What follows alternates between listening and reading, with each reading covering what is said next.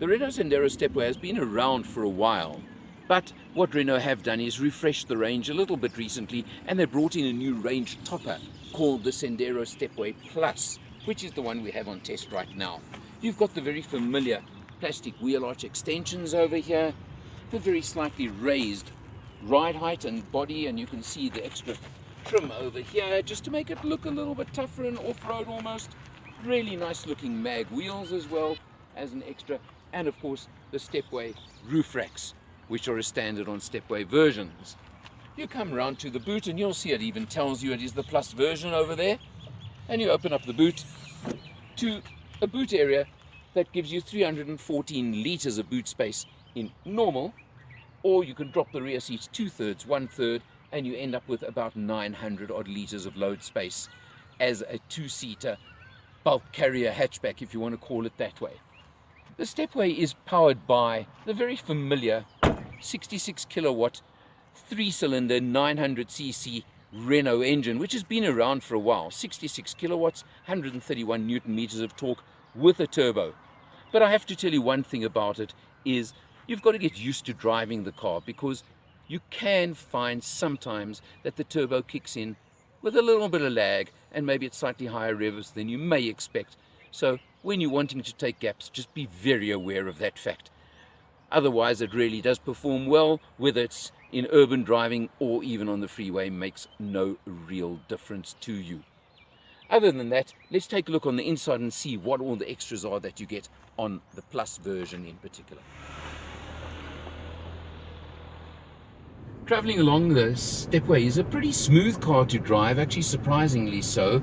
The instrumentation is fairly basic, but it certainly does give you the information you want, and you can press the little button over here and you can scroll through your trip computer. You can see over here outside temperature, and what is important is to show you that on the test so far we've averaged 6.5 litres per 100 kilometers. That's in overall driving, both commuting and a bit of an open road trip.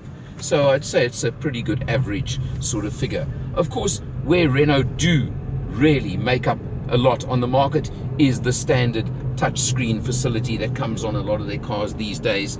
And you do have even standard navigation, which is quite amazing at this price range and this price point, that they do have the nice touchscreen with nav included, not an extra as is often the case. Very plasticky, sort of shiny plastic, but you've got to take into account the fact that this is the market we're looking at. But being the Stepway Plus version, of course, you can see we've got full leather trim, which is really nice, of course, and upmarket.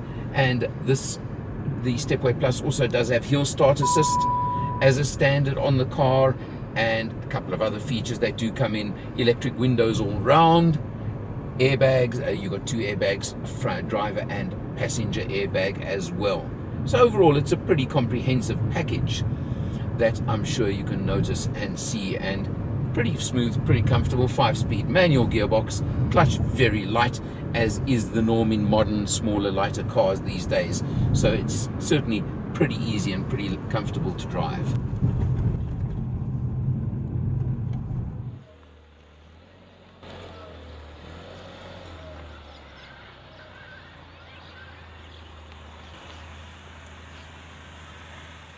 Priced at 209,900 Rand for the Stepway Plus version, you certainly are getting a lot of extra spec for this car.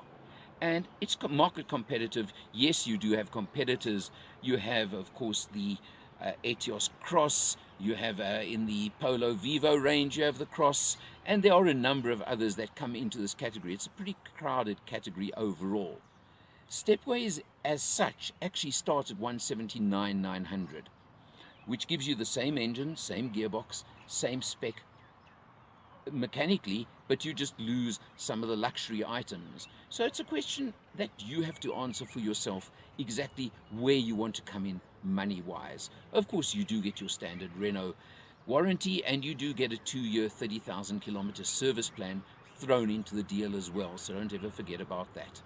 Overall, if you're looking for a B-segment hatchback, which does have that extra ride height and the features that give the almost off-road type look, well, this is a contender, and I'd suggest you do take a look at it. For Motor Matters, I'm Eleanor, and I'll see you next time.